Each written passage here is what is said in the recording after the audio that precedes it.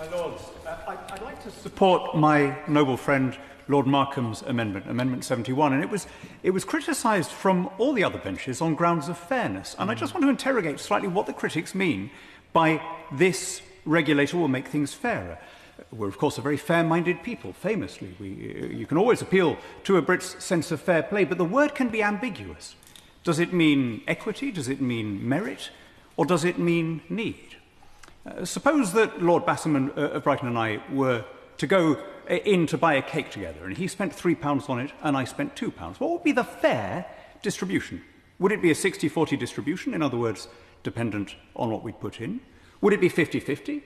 Or would it depend on which of us looked hungrier? Would it be based on need? You see, sometimes these things are all merged together. And really what I find that the word means in politics is it's a kind of boast. It's, look at me, I'm a nice, caring person, right? It's a way of signalling your decency. Mirror, mirror on the wall, who's the fairest of them all?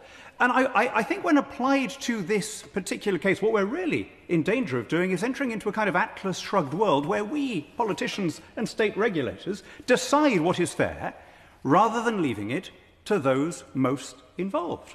The noble Lord Addington says we want a regulator that can bite and leave scars. Well, I'd rather not have the scars. I'd rather have our extremely successful football system unscarred.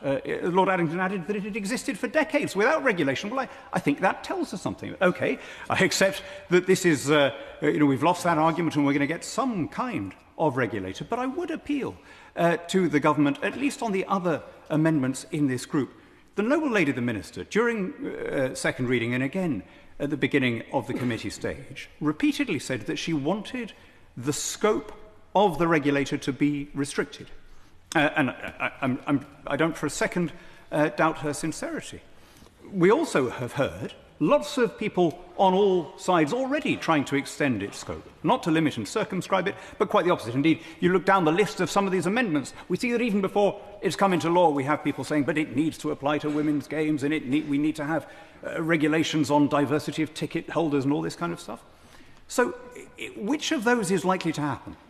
Are we going to have a limited and circumscribed bill where the regulator will have only the powers given to it in a strict way, or is it going to extend its power over time? Well, I think we all know how regulators in this country operate. I don't think there's ever been a regulator that reduces its power voluntarily over time.